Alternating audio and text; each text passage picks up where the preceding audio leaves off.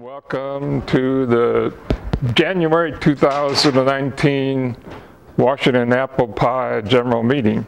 My name is Bruce Brown. I'll be doing the Q&A today. My co-conspirator in crime, Roy, is unable to be here, unfortunately, today, so I'm going to wing it on the mobile questions and hopefully be able to do okay on any Mac questions you might have. So we're going to start with about 45 minutes worth of questions and answers, and then we'll proceed through this agenda from there. Okay, who's starting off? Who's got questions? First of all, did everybody sign in? We now have 3 ways to sign in. You can do it the old-fashioned way on the sheet with pen and paper, or you can do it from your own mobile device, or you can do it from the club's MacBook Pro when it was over there. You could have done it, and some of you did, I think. So, but the club's old MacBook Pro will be doing double duty. So after when the meeting starts or just before, we'll bring it over here.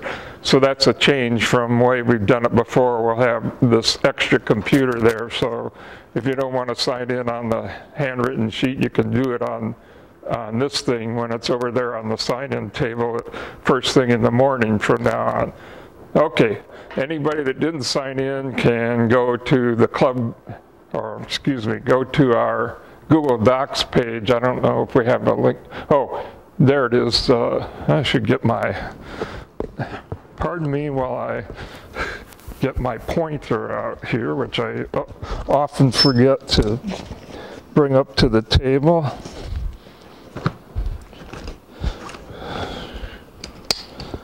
And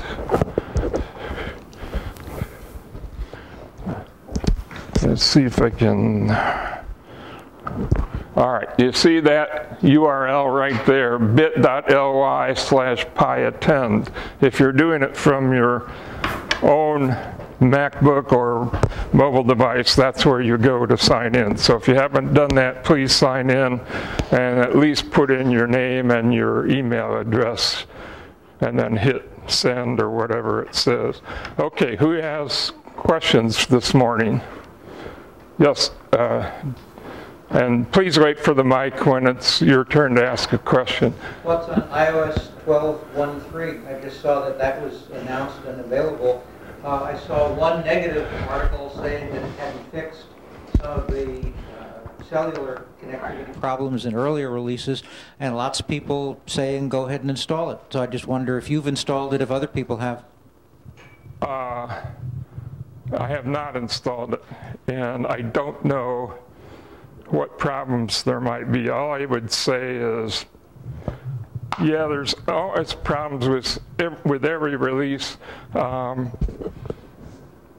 don't know what problems there might be with this new 12.1.3 release, or what existing problems that people... Cellular connectivity, specifically. Oh, and that hasn't been fixed? And the article said that is not fixed in 12.1.3. Okay. So my question is whether other people had installed it and seen any problems. You haven't, so you don't know.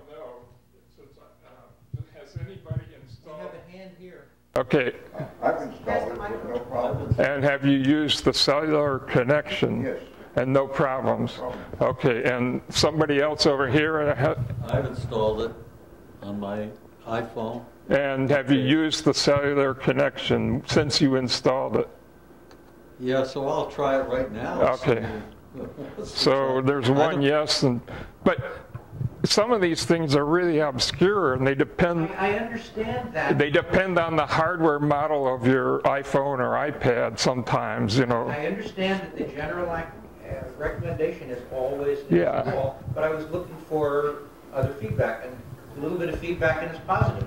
So far, yeah. So. Could I also add that if the only route on the new release is it doesn't fix something, go ahead and install it. But I haven't installed the release that has the problem either. This is alleged to introduce the same problem that the earlier 1 or 2 dot releases Or had. to not fix that problem. Yes. Okay. Yes, sir.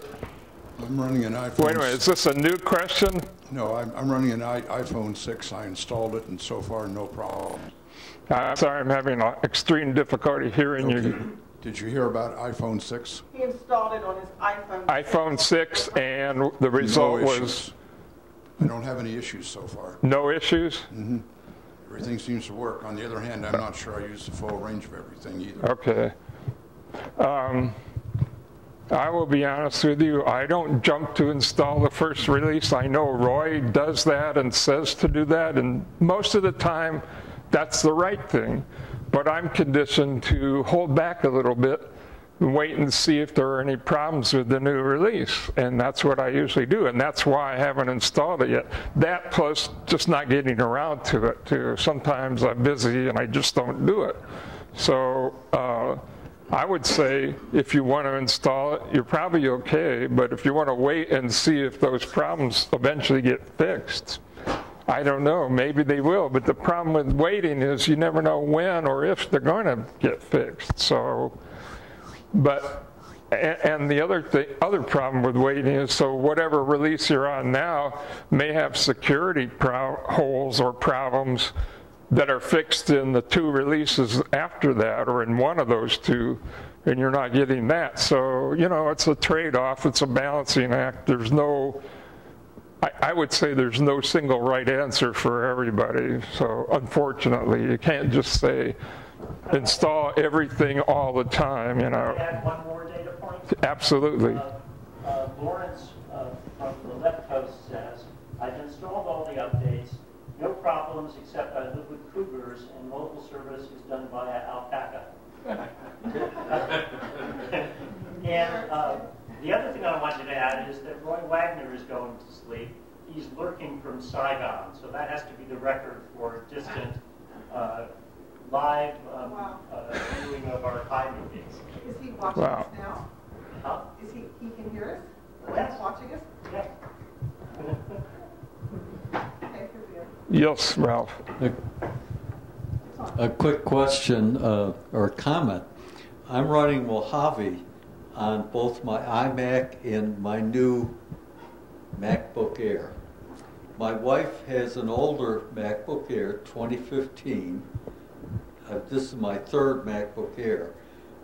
She hates Mojave, and she's still on High Sierra, and she refuses to update. And I think I agree with her, because I have some things that I extremely dislike about Mojave, like unable to find the trash can in some apps when I want to delete. Oh, I know, it's in numbers, and I want to delete a filter, and I can't find the trash can because it's black on black, and you sort of have to scribble around to find the bloody thing. I also have black windows, the edges are black, on a black background. I love dark mode, and I can't find a place to grab the end because I want to adjust the size of the window. Well, am I unique in this, or is there anyone else? I mean, if you have dark mode turned on and you have problems like that, you might have to turn it off. It doesn't work. It doesn't work. It's the same problem. It's still there. Okay, well, I don't know. I wish I could reproduce your problem on the screen here. I'll show you on. And maybe that's why I bought my MacBook Air, so I can come here, because I hate iOS also, even though I have a XS iPhone. So I'm spending lots of money with Apple.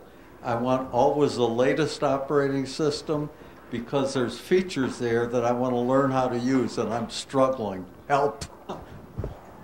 Features in what, iOS? Or both. I want to automate the Mac, and I want to use Siri to issue commands. And if you are aware of a person by the name of David Sparks, who's an attorney in San Francisco and now has given up his law practice, he just writes and blogs about the Mac. And I signed up for a course from him on using, what's the app on the phone, Shortcuts. And I'm trying to understand that. One of the neatest things he has, when he's away from home, he raises his wristwatch, tells Siri to tell either his wife or his daughter or both. David Sparks, attorney in San Francisco, and now has given up the Slack practice page of rights and laws about the map from him. He's saying, what's the app on the phone, the other shortcuts? And I try and understand that one of the nearest thinks he has it when he's away from home. I can't hear it well enough to understand it. Okay, well, that microphone does not help me. It helps the people at home. Oh, okay. I mean, the people watching online and the podcast. You heard what I said, right? About David Sparks? Yes. And what he does is he raises his watch, and I think it'll work, just Siri is there, what can I help you with?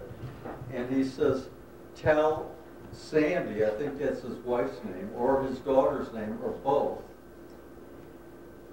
that, or text them. And it knows where he is because your phone knows your location. Right.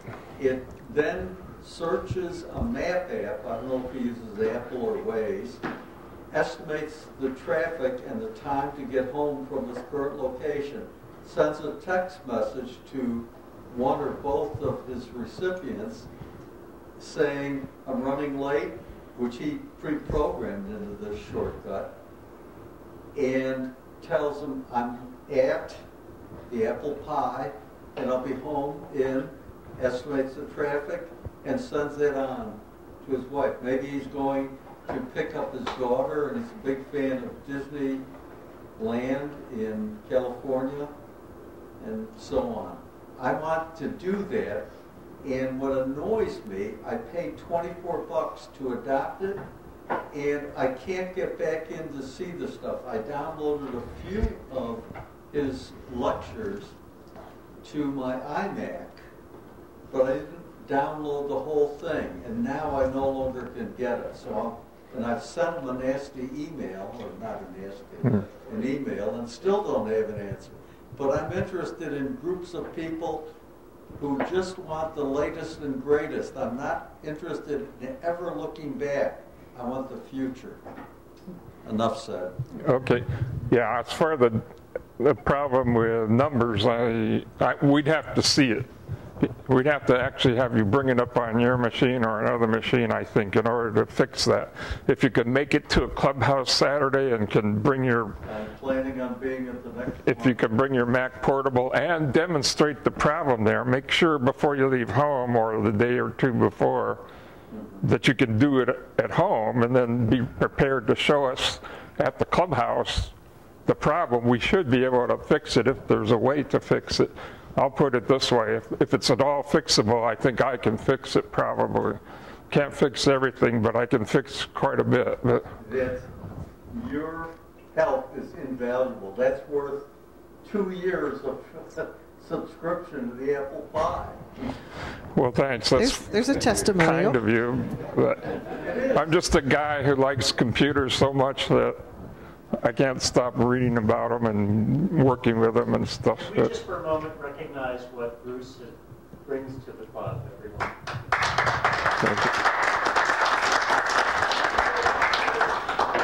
Thank you. It's nice to be a little bit appreciated sometimes. But okay, for now, I guess we can't really help you right now other than, That's okay. but you made your comments for now and I think everybody heard that. And it sounded like something you said triggered Siri inadvertently or some shortcut you said, right? Hey Siri. Siri comes up on your... Right. Siri just says, how can I help you with or something? Now, since this is the first... I'm not sure she understands. Goodbye. Now, since this is the first general meeting since Christmas, it's been since sometime in November since we've had a general meeting, I can tell you that now that I got my wife an Apple Watch for Christmas because she wanted one and she's really happy with it. we got her a Series 3. She said she didn't feel she needed the Series 4 for the extra money. We got her one without cellular because she said she didn't think she needed that, and our daughter-in-law has basically the same setup on her Apple Watch and doesn't seem to miss the cellular, whereas my son has Series 4 with cellular, but his, you know, he works farther away and from home and everything, and so for him it makes sense. But my wife so far is really happy with hers, and she has this little issue with her back or her spine or whatever, and yesterday she went to a specialist, pain management specialist. He told her about a gadget, I don't know what it's called, but it's something you put on your back and it connects to an app on your phone. It works with the iPhone. I don't know about others. And when you're in a position, when your posture is wrong or in a position where it might cause damage or, you know, be bad, it vibrates on your neck or on your back. And so she thought this sounded great, you know, and she asked him, does it also work with the Apple Watch? He said he didn't know, but he thought it might, so we're going to find out. So she's ordered one, or going to order one, and going to be ordering one, and we'll see what happens. I'll try to remember to let those of you know that are interested. I don't know if the whole club is interested. Morning, Jay. I would love to know the name of that device. I'm sorry, I just can't remember. It was not a name that was something I had heard before, but we'll find out more as time goes on. Probably by the next general meeting, we'll have one, and she'll be using it, I hope. But she's had a lot of problems with her back, causes her lack of sleep, so this we hope will help with that. But anyway. Bruce. Oh. Smile, you're on camera. Who remembers Candid Camera? Long time ago, remember that? Oh yeah, Smile, you're on Candid Camera. Boy, that was a long time ago, wasn't it? Sorry about that. What I did, I just wanted to put on the YouTube thing so all of you guys could see the, oops. That's me. The chat, but it's the chat that's going on. Oh. With Lawrence and Ken Goldman and Roy Wagner. It's not on the screen behind you. Is it supposed to be? Is this the Intercontinental 5? It's Yeah. truly global. We've got Lawrence in, where is it, Northern California? And Roy in Saigon, is that right? The chat that's going on. With Lawrence and Ken Goldman and Roy Wagner. It's not on the screen behind you. It's supposed to be. All right, bear with us while we have a minor technical thing here. It's truly global. We've got Lawrence in, where is it, Northern California? And Roy in Saigon, is that right? It's like I'm on a time delay loop or something. Sorry about that. It's okay. So I really wanted to show this. Why isn't it on the screen now? I don't know. Which input are you on? One. All right. It says it's on one. Mm-hmm. The switch is not the problem, apparently. I don't know why it isn't. Channel 1. Waiting on a projector. Shut down. Trying to get the video switched to the proper source here. Bruce. Bruce? While this is going on, can I make a comment about the Apple Watch 4, or do you want me to hold it? I'm sorry, what was your question about the Apple Watch 4? A comment about the Apple Watch 4. A comment about it. Yeah. I have an Apple Watch 4, and I sold my Apple Watch 3. And the reason I did it is this has better information about falls. And the other day, I stumbled a little, and the 4 will detect stumbles. It's 3 things. It will stumbles, trips, and falls. When I stumbled, I knocked something off a table, and it crashed to the floor and made a noise. And I immediately got a response from Siri saying, "Are you okay?"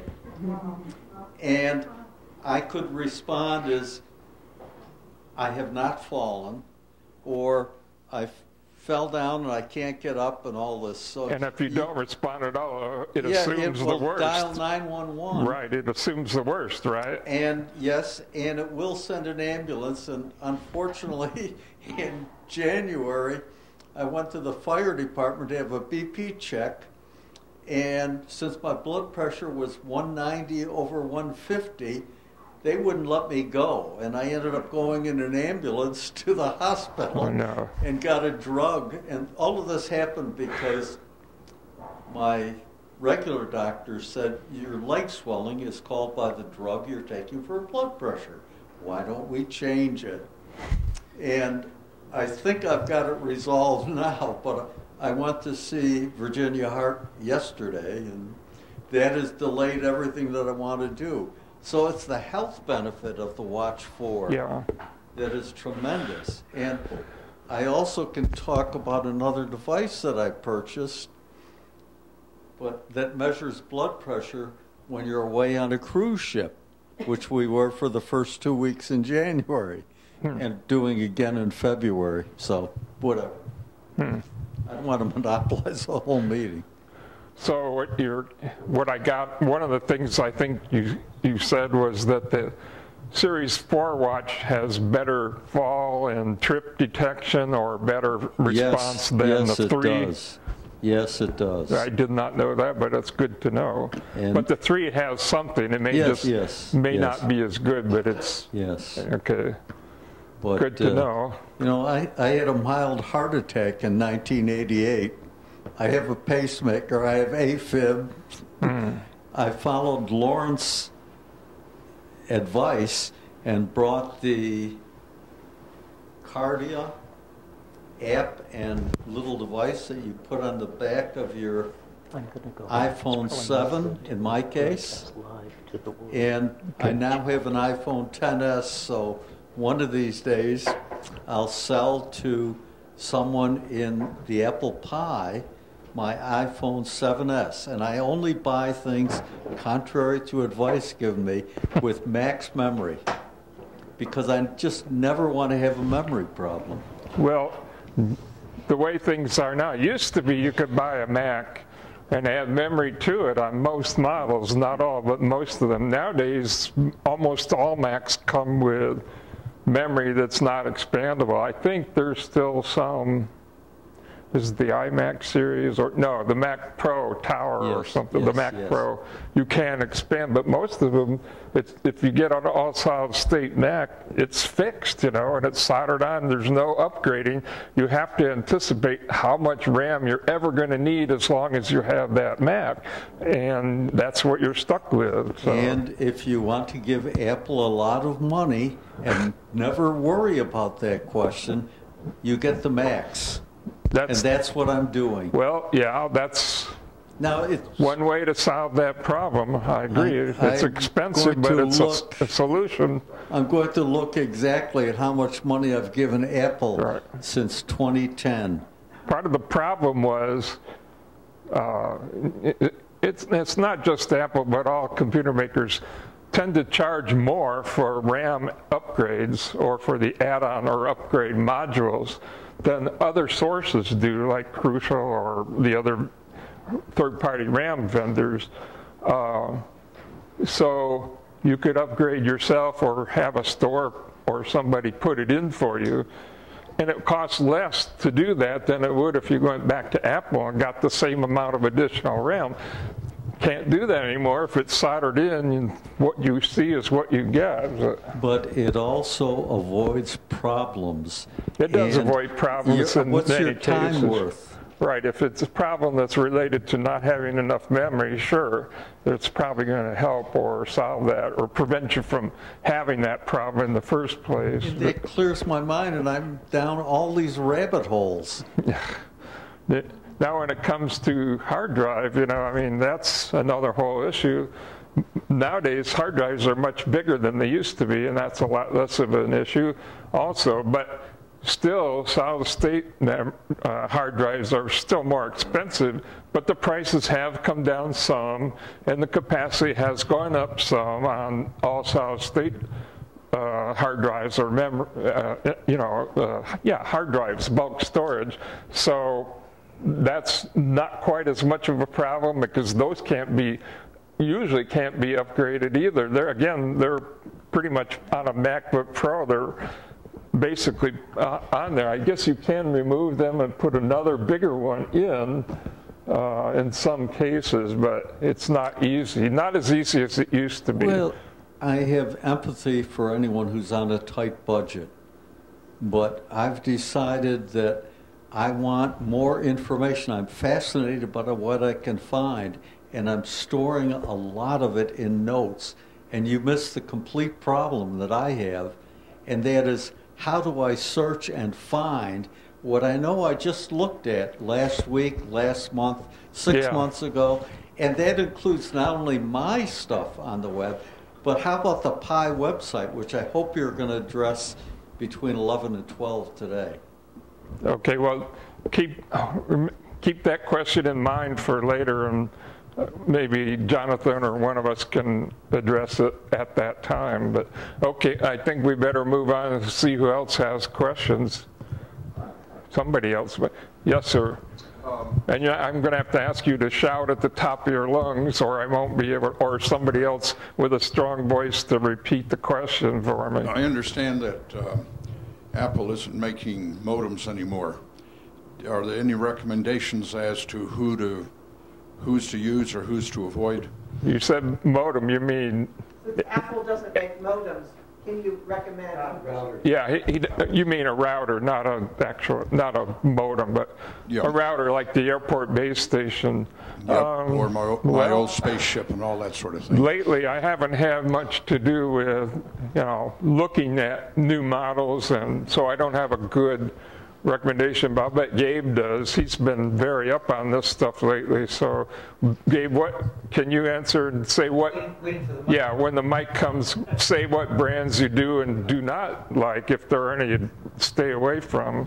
There are just an incredible wealth of reviews of routers, and somebody just sent me a link to an article, The Best Routers of 2019. I think it's a little early to be giving that award because it's not even the end of January.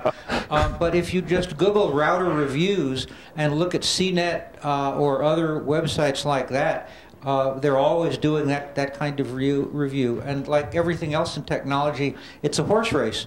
And what was the best router last year may or may not be the best router this year. Right. And one thing to think about is that there's a new Wi-Fi protocol coming. They've finally decided to rationalize the naming of the Wi-Fi protocols, and instead of 802.11 dot a bunch of letters that aren't in alphabetical order so you can't remember which is the most recent protocol, the next router protocol will be Wi-Fi 6. And they are back numbering them, so whatever was the previous one, I think it's 802.11ac, will be Wi-Fi 5. And so you'll actually be able to make sense out of it. So unless you desperately need a router right now, you probably want to wait until Wi-Fi 6 is the standard, is approved, is solidified, and starts to come out in devices, and then buy a router that's capable of Wi-Fi 6. So how long do you have anybody said when they think that might be? Supposedly this year. Supposedly later this year. Yeah, later 2019. Okay, there are routers that are now talking about supporting early Wi-Fi 6 or preliminary, because the standard is in late stages, but it's not final. Not quite there yet. Not quite there yet. And standards evolve as they're being developed. Yes. And so you want to wait until the final Wi-Fi 6 protocol is developed, and then look for reviews that promise routers that support Wi-Fi 6. Obviously, having a router doing that won't do you any good until you have devices that talk Wi-Fi 6. But if you buy the Wi-Fi 6 router, at least you're future-proofed as you buy new devices that will also support it. And so you won't have now devices supporting it, but a router that can't talk it. Yeah. So I guess as long as you can get by for a few more months or to the end of the year, it's probably better to wait and see what happens and watch the reviews in the meantime. If you have one that's broken or not working, and you probably got to go out and get something right now to get you through, but if you can get by with what you have for a while longer, that's probably the best solution. Yep, Jonathan. Yeah, I wanted to actually follow up with that, and Gabe, thanks so much for that, for that information. One of the things that I did very recently was to buy a 3-node Linksys Vella system. And this is one of the new technology that are mesh routers. And only in the last couple of days, I actually installed it in our house, and I couldn't be happier with the outcome. So it is true that my Airport Extreme wasn't broken, but I wanted to try out this new mesh router system, where I had been surviving on installing extenders in different places. These Linksys Vella routers are being sold on the Apple webpage.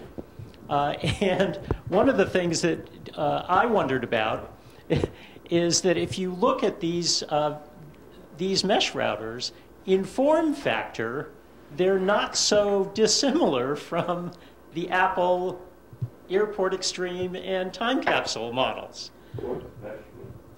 Mesh is a different technology for distribution of Wi-Fi signals, and if I pretended to know anything more than that, it would be pretending.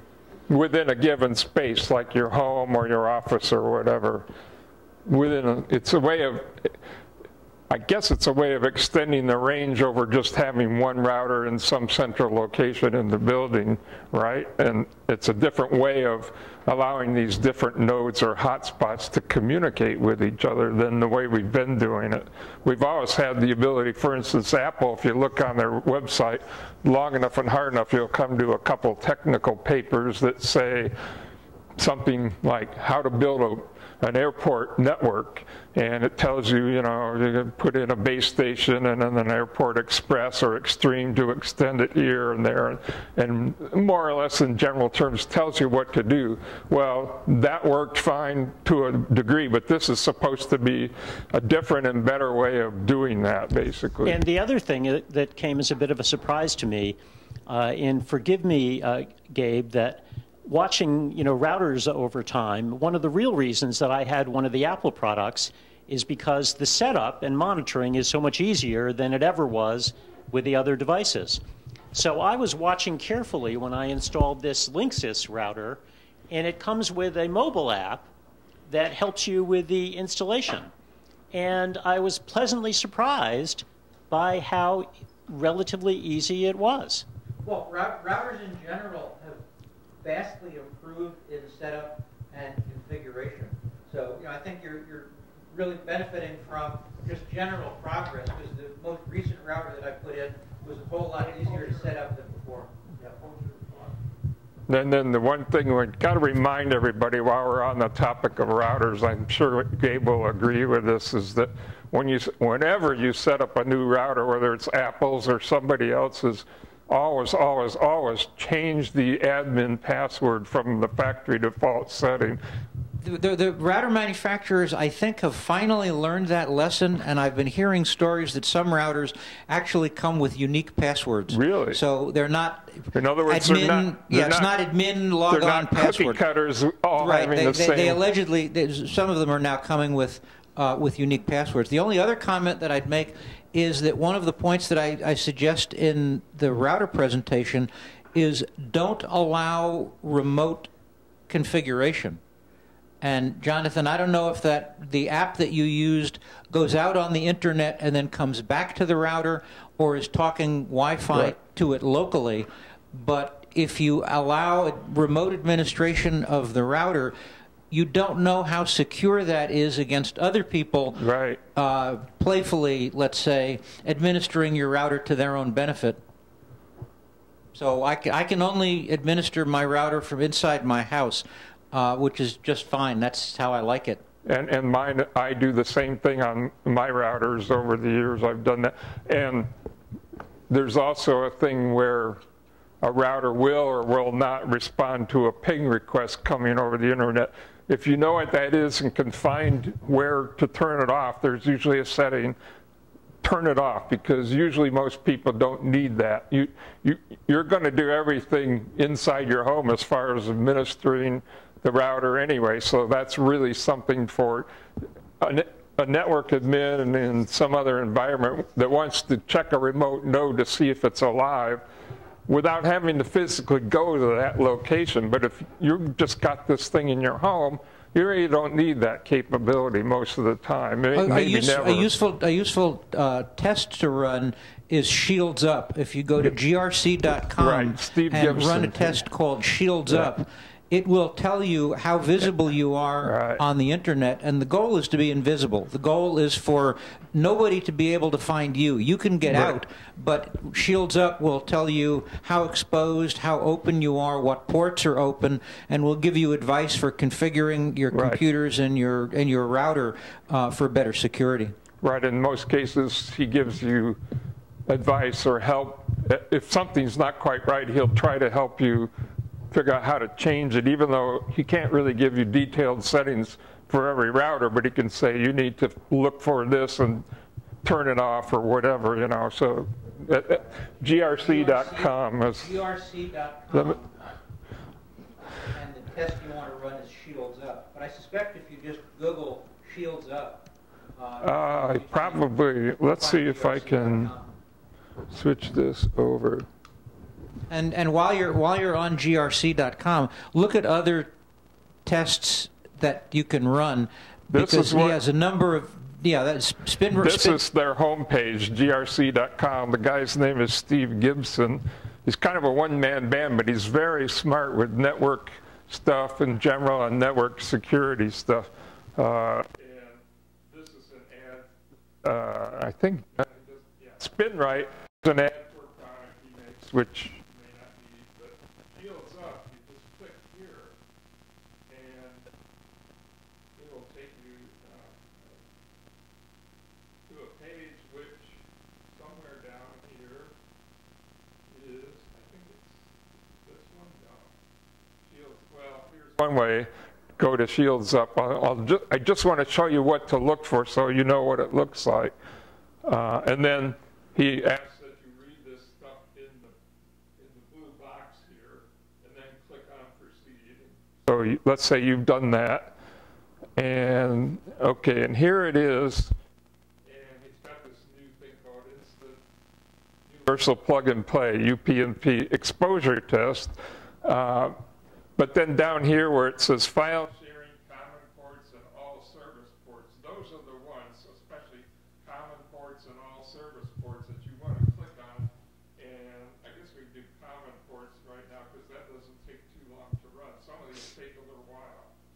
And you know, we'll look at it. But, okay, so failed because we have one or more ports open, or so it says, or something else is wrong. Probably it's just ping or something like that, but the ports that are listed doesn't seem to be the problem. But anyway, what you want to see is where it says fail here and here. If everything is okay, it'll be green and it'll say pass. That's what you want for your home router. If you can get it configured to that point, then you're golden. You're good to go. And once you find grc.com, look around, because there are other tests and other diagnostics that are all free, all trustworthy, all worth doing. A new one that he just added is a way to benchmark your DNS service. DNS is domain name system, and that's how the internet finds things. And you're probably by default using the DNS that your ISP provides, but there are a couple of other companies that provide free, reliable, very fast DNS service. And some people have said that by changing the DNS settings that they're using, they've made their web browsing go a lot faster. So the DNS Benchmark is another one worth running. That's another thing. I use one called OpenDNS. I think it's opendns.org or maybe .com, whatever, but it's OpenDNS. It's free. Anybody can use it. You just have to know how to configure your network settings. And I don't think we want to take time to show that now, but it would be in your network settings in the system preferences on a Mac. Well, the best way to do it is set it in your router, because you set it once in the router, and that will benefit all of the devices talking to it. I set it in both places. The reason for that is if somehow something gets messed up or something, at least it's got a fallback thing, and it's faster. It'll usually go to the local one first in your computer, say, and if that's blank or not there, then it goes to the router. I think is how it's supposed to work. Let's just see. Network. And again, this is for Mac, but there's a similar but different way to do this on a mobile device like an Apple iPhone or iPad. And you have to do the Advanced tab to get to it. And then over here along the top, you got Wi-Fi, TCP/IP, and DNS. This is under DNS. See, these are probably, I don't know, are those GMU DNS? Maybe GMU runs its own DNS service, perhaps. I don't know what that is, but anyway, that's, or it's the routers, whatever router we're using from George Mason here. So it would be in this box where you fill in the IP addresses for whatever new DNS service you decide to use, whether it's OpenDNS or a different one, and take out whatever's there now. And search domain probably doesn't matter too much. I don't think that, anyway, but on your router, this is on the settings within this Mac, this box right here. There will be similar settings somewhere in your router for DNS. You can go in there, and like Dave was saying, he just changes the ones on his router, and then all the devices will use that, or they can use that. And so if you put in the OpenDNS IP addresses in your router or whatever DNS service you're using, in place of whatever's there, then you'll be using that. And what's usually there, if you got your Wi-Fi hotspot, your router, from your cable or Fios, you know, from your cable or ISP company, it will probably be preset with their DNS service, but that's not necessarily, that'll work, but it's not necessarily the best answer. And Gabe's saying some people have found it's faster to use these other services. So, okay, so that's probably more than enough on that. Yes, the guy in the back has a burning question or comment there, and waiting to hear from you. And Thank please you. speak up if you can. Okay, thank you. On regardless of DNS, today's the most secure one is 1.1.1.1. Can somebody and repeat it's coming what he from said? The most secure DNS is 1.1.1. .1, and it's coming from Cloudflare. That is the biggest cloud delivery network out there. So it's like, if you think OpenDNS is fast, 1.1.1.1 is 10 times faster. 1.1.1 is 10 times faster than OpenDNS. Just type that in the browser. 1.1.1, they explain everything, and also they launch an app that encrypt the communication in any phone and use that DNS. That's another different third-party DNS service? Yeah, it's on behalf of Cloudflare. Cloudflare is the biggest content delivery network in the planet, the cache. Cloudflare is the guys that decide to go and do this DNS server free are the guys that are making the most of the cache in the planet for internet. So and they advertise everything that is secure. They don't track what you are looking for, and they are giving the tools to make more secure any search or any quest in internet, avoiding all this tunneling between different DNS services. So Sounds like it's the best. Okay. Yeah.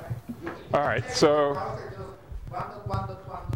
we'll leave it to you guys, the club members, to do some research if you're going to switch to a different DNS service. As to what that all entails. Okay, so any other questions? I think we're about at the end. Jonathan, how are we on time? Yes, Bruce, thanks so much, everybody.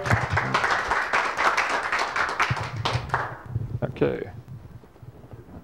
Can I just leave this here for now? Okay. Anybody going to need the laser pointer? Which one works better? If you want to know.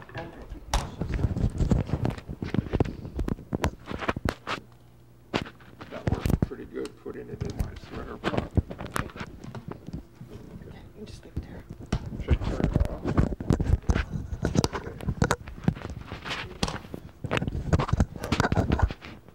All right. Thanks, Bruce. Yep. What's up next? Switch it back to your computer, right? Yeah, to number 1. Right. Okay, give it a few seconds to come back up. There it is. You're on. So, welcome everyone. And can everyone actually, at the coffee, when we recess for coffee, please introduce yourselves to Alejandro, who is a new kind of entrant to the Pi and came to one of our Clubhouse Saturdays. And Alejandro, thanks so much for coming today.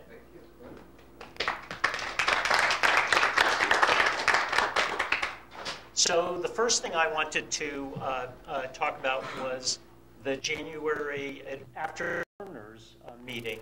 And the reason was that we had it in a different place. So it was kind of like a pop-up afternoon learners. And it took place in the Micro Center in Fairfax.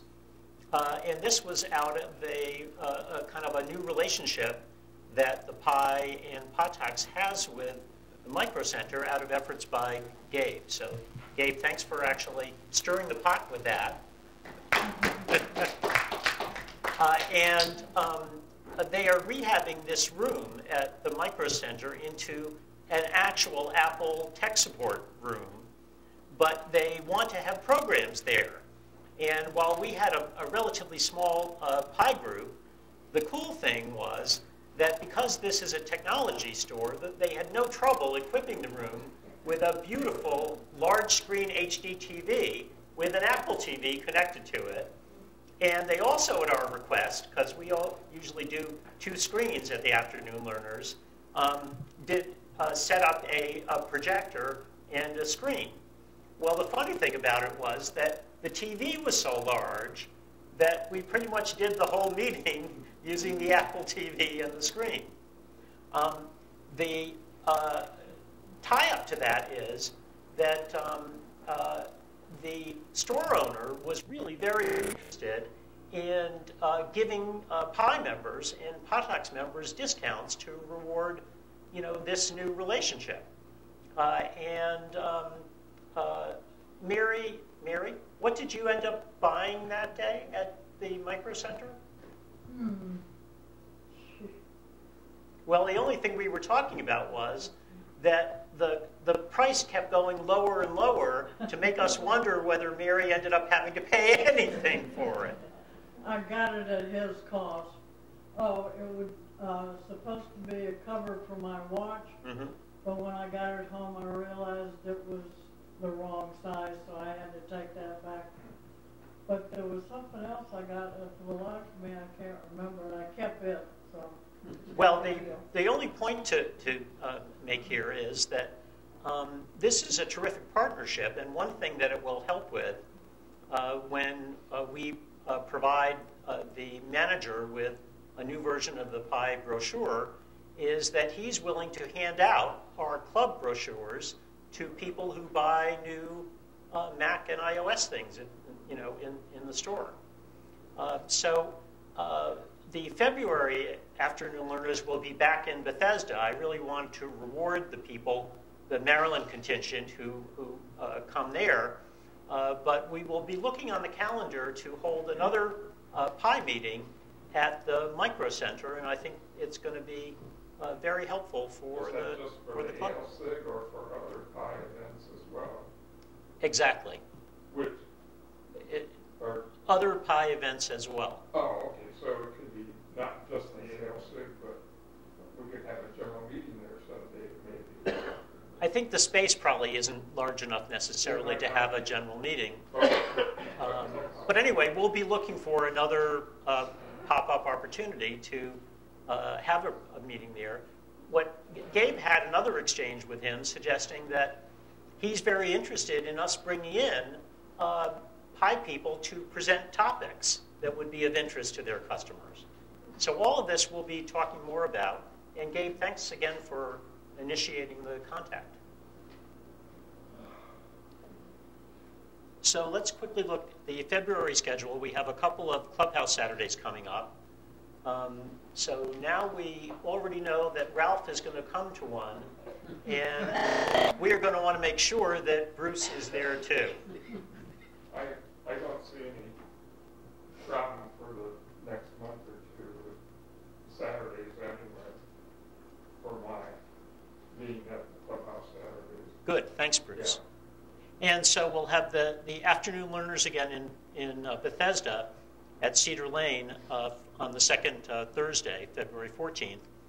And the general meeting will be back actually here at the end of the month. And we're finalizing the program for that. And so I'll send it around when we do. What's going on the 16th? We're dark because of a church event or something. Saturday the 16th is not showing up there. Correct. We don't have Clubhouse Saturdays on every Saturday of the month. So we usually have two. So usually one of the Saturdays is an off Saturday. Thank you.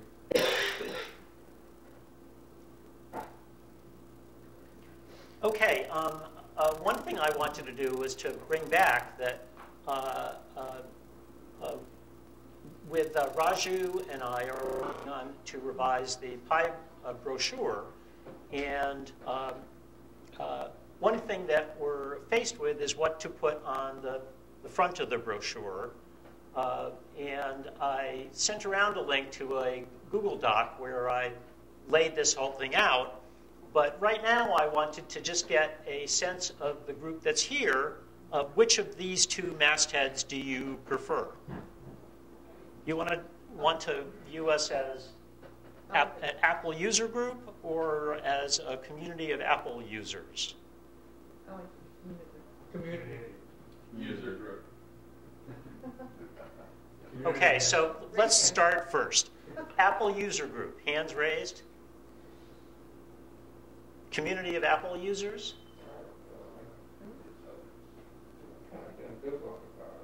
Seem to have it. Al, do we have any? We can do half of each. Well, the apple pie is the same. The group slot or the... John? Yes. A comment on the naming.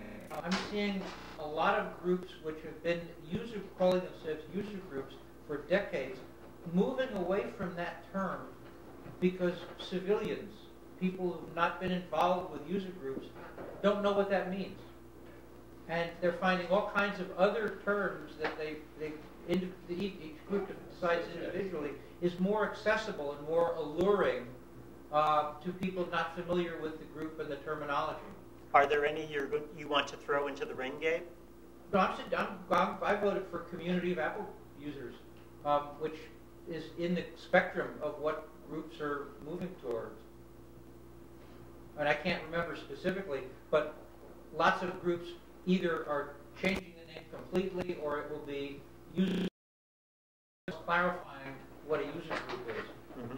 You often see community in a lot of current marketing materials, for sure. Mm-hmm. So my company uses community of technical blah blah. So it's a key word. Any other questions about this? Okay, let's quickly go on. So who has downloaded and read the January Bytes of Pi? Who's going to go download and read the Bytes of Pi after this meeting? The Bytes of Pi newsletter is behind our member services page, and so if anybody has any trouble getting into that to download the new newsletter, let us know.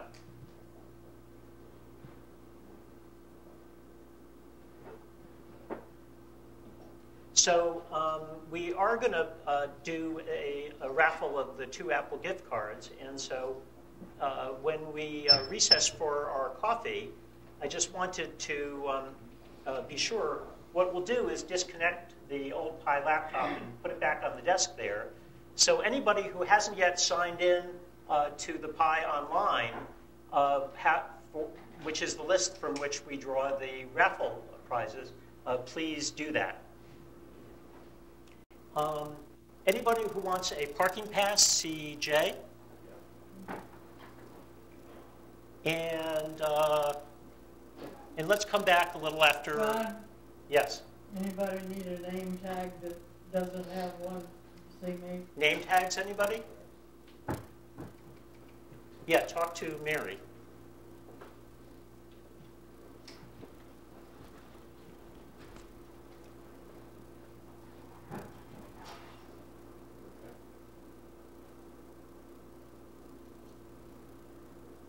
Yeah, so let's come back a little after 11, and coffee is ready outside. Thanks, everyone.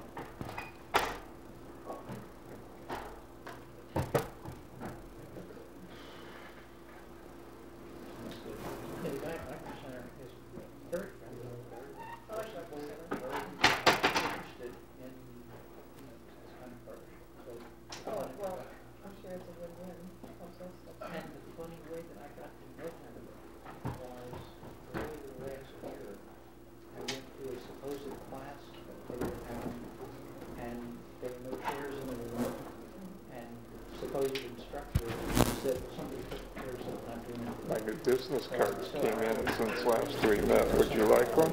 Absolutely would. The only difference, is the home phone number. It's changed from the old defunct Anaheim home phone number to the one here in Maryland.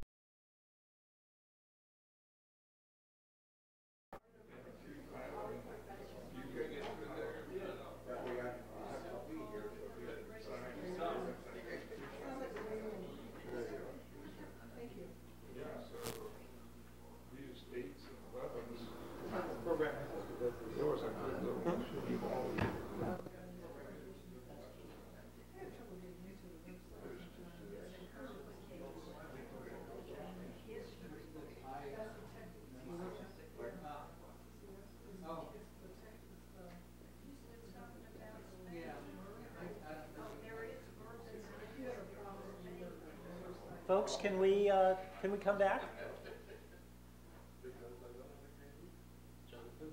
Yes. Yeah.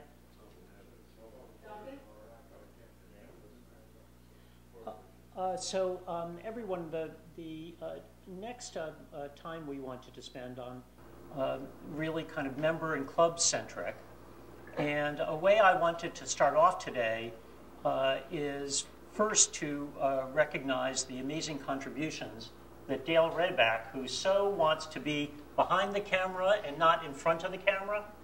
So, come, guy.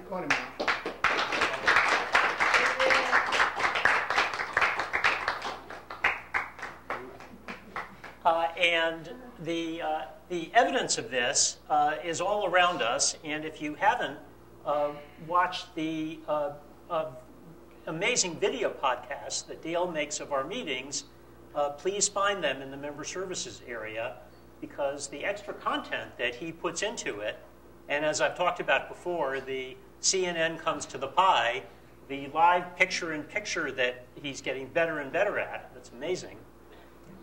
What I want to show now is a video that Dale put together that is about a 15-minute, 20-minute mashup of all of the PI meetings from last year.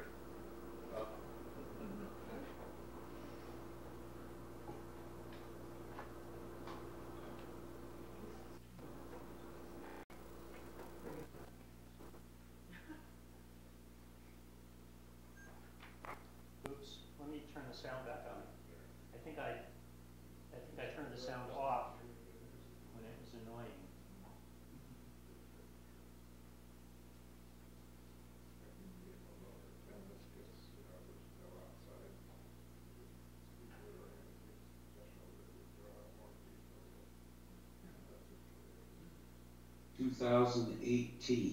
January 2018, curating your photos. Show of hands. How many of you take photos? Hey, no wonder we have so many of you here today. One who's going to talk about another product called Adobe Creative Cloud. Share your experiences as well. I'll give it to Roy.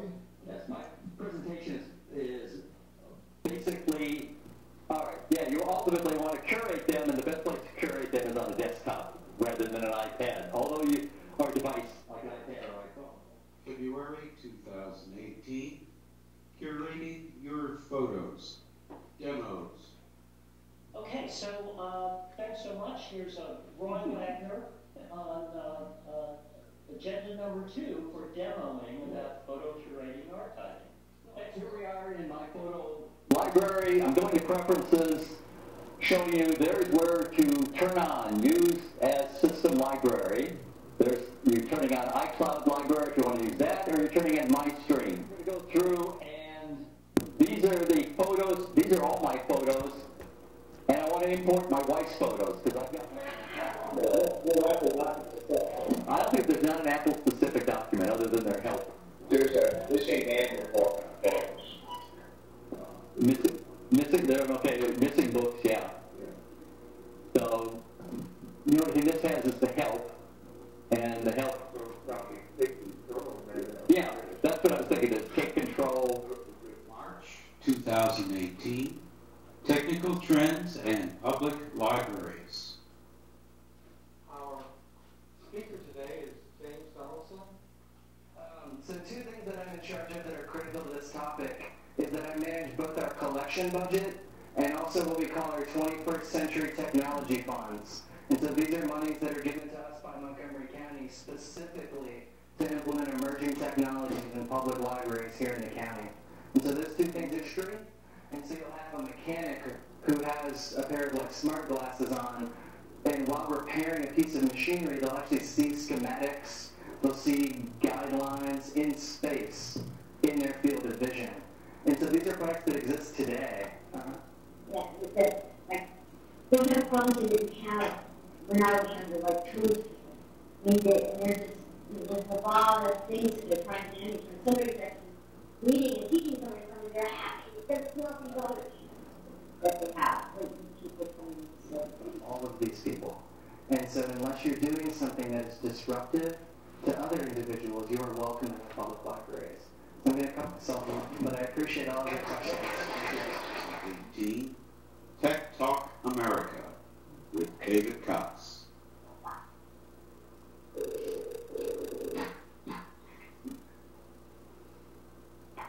David. Hello there. So maybe I will right away turn you around so you can. We will down here. Yeah. Remember that. This was actually my first computer. 1985. Whoa! I get that. And yes, I've heard that every single day my entire life. I always say, by the way, I would say it came from the milk can. David, thank you so much. This was just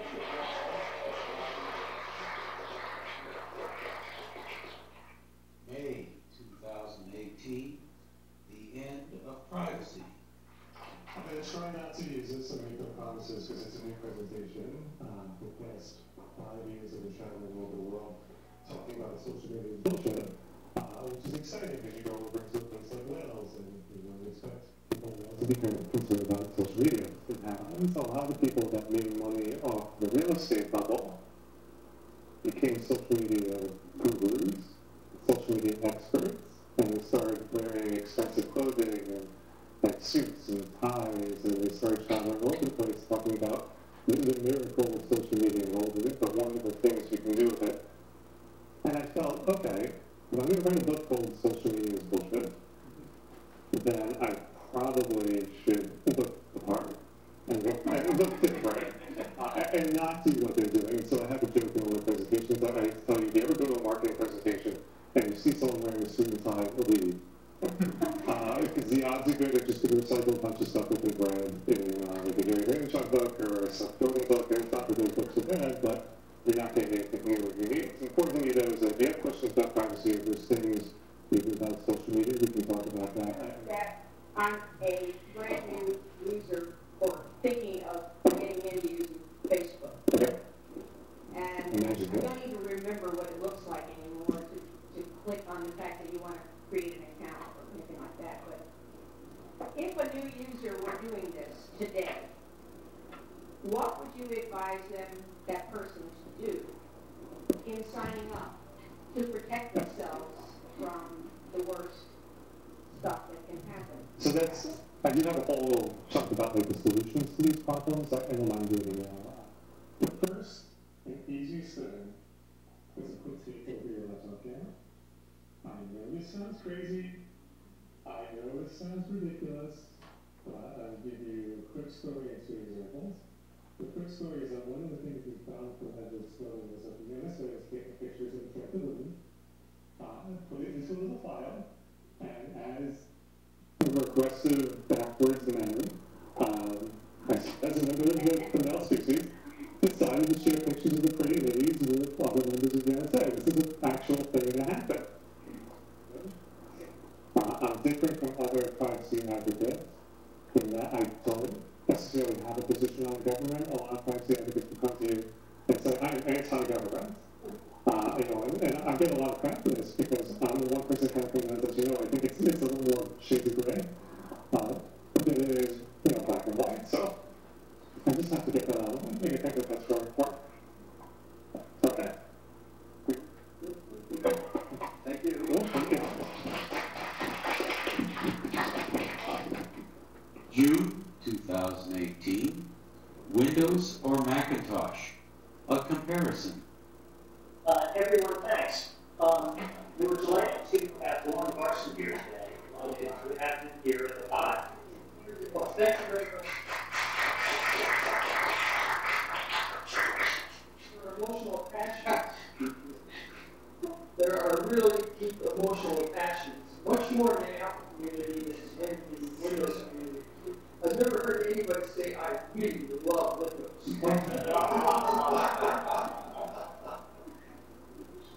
Here's a general question.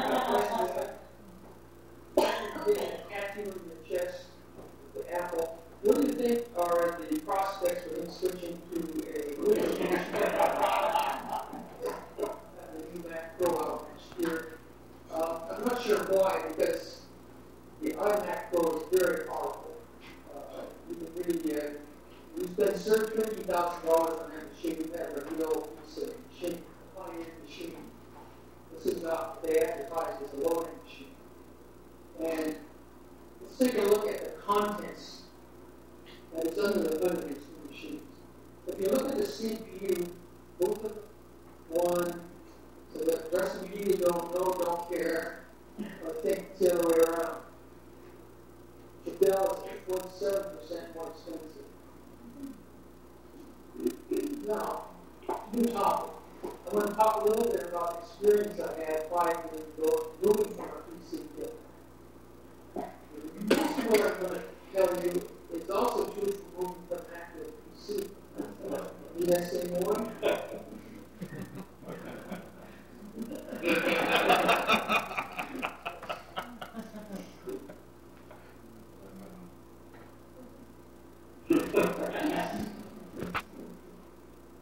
This doesn't go on just for 1 day.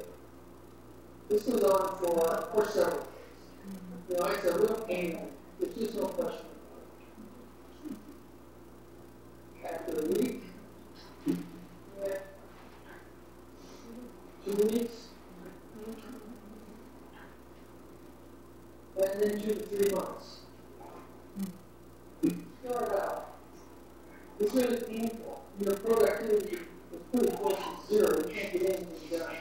You're too busy trying to figure out how to do something. And then with my experience of this particular transformation, after about 3 to 5 weeks, there's still a real steep learning curve. Still takes a long time to learn things. But your productivity is about in here. After 2 to 3 months, you know, your productivity is pretty well up to where it was before you made the switch. But you never really quite get there. You know, this approach is 100% mass methodically. By the time you're up here, things are changing both on the Apple computer as well as the PC. So it just sort of fades out. The question is, will they ever go back to the PC? And the answer is certainly if the pain is worth the gain. I mean, I've been through this before. Here's some additional resources on this topic if anybody's interested. And I think this is time to say it's the end. Thank you very much. July 2018, Rob Peguerero. We are delighted to have Rob Peguerero here today. So it keeps giving me stuff to write about. Speaking, of course, about security. And this time I thought I'd sort of address this from the perspective of the evolving definition of it, or we keep realizing how screwed we were 5 years ago. And so we now have dial-up access. Some of us even have DSL broadband. You know, a million bits per second seems unimaginably fast. You should click this use encryption, use TLS box in the settings. So they were just going to send over the clear webmail accounts. I honestly don't know if they encrypted your password when you logged in, but I'm pretty sure none of them encrypted the session. So if you were on public Wi-Fi, which was starting to become a thing, I guess did you ever come around then? Anyways, anyone who happened to snoop on your session with Hotmail could read everything that was going back and forth over the internet. Hey, we have this OS where everything runs as root, so any program you install or that gets onto the machine as the run of the house can do anything you would, including a whole lot of mischief. It was a more innocent time. We just didn't know things like this would be a problem. So 2005, we've had a lot of bitter, hard lessons about you have to have security by default. Assume that the internet is full of good people who will run like a Microsoft or Apple local area network.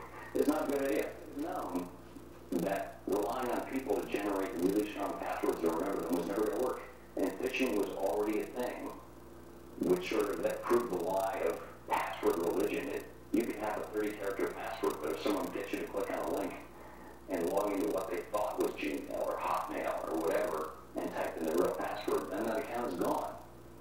So 2005 to 2010. Now we're really getting smart, right? We've had another 5 years to figure out that there are bad people online, and asking every human to be Superman is just not going to work in a mass computing scenario. terms of security was something that I totally missed. Google added two-step verification to Google Apps accounts, the ones you have for business or education, which is the one thing that could actually stop you from getting phished. I will say, cryptographers like Bruce Schneider have said, if the NSA wants into my computer, they're getting in. Most of us aren't being attacked by the NSA. Most criminals are not that smart. We should be focusing on what secures stuff for everyone else. So sure, we've gotten better at this. There's still work to do, and I thought I would use the remainder of my time by trying to help along with that. If you have a question about security, everyone, let's have a big round of applause.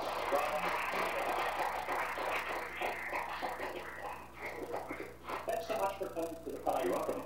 August 2018, Bob Levitas.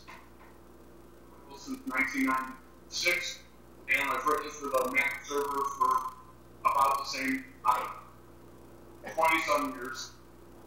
And I've written over 80 books such as these. That's just some of them.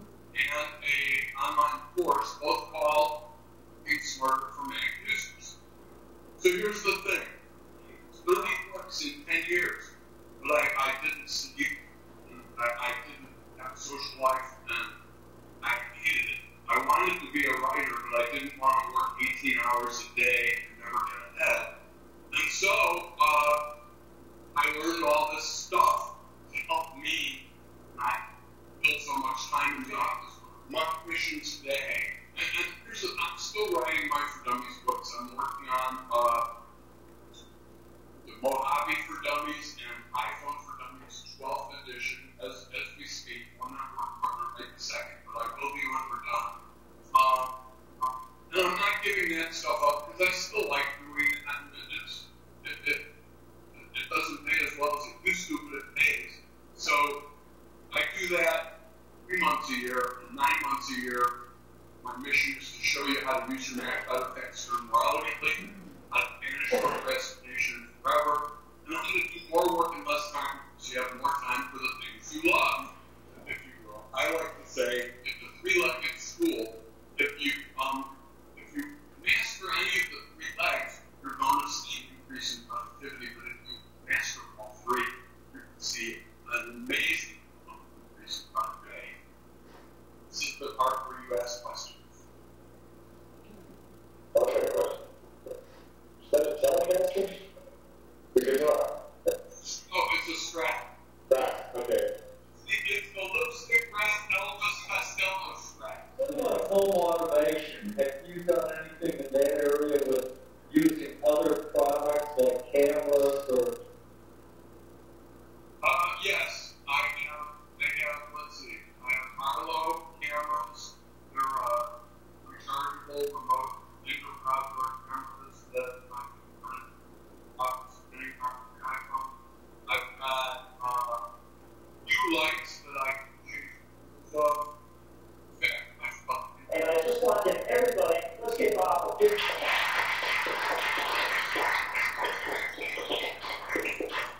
2018, selection, care, and feeding of routers. Matt, I'm delighted to introduce Gabe Goldberg. Probably has a router of one form or another. But the survey question is, how many folks occasionally, beyond having set up the router, having installed the router, how many folks occasionally go into router administrative functions just to look around, make changes, make sure things are set correctly? Very good. How many people regularly, and that can be once a year, twice a year, update firmware on your router? That's a lot fewer hands and router. The first interface from your ISP, from the outside world, to everything going on in your house, in your office, is a modem. And that's the simplest device. That typically has a power connection, a fiber connection, or a cable connection if you're on a cable system, and one Ethernet port coming out. And one of the points of this presentation is what you need to plug into that one Ethernet port is a router. You should not plug the computer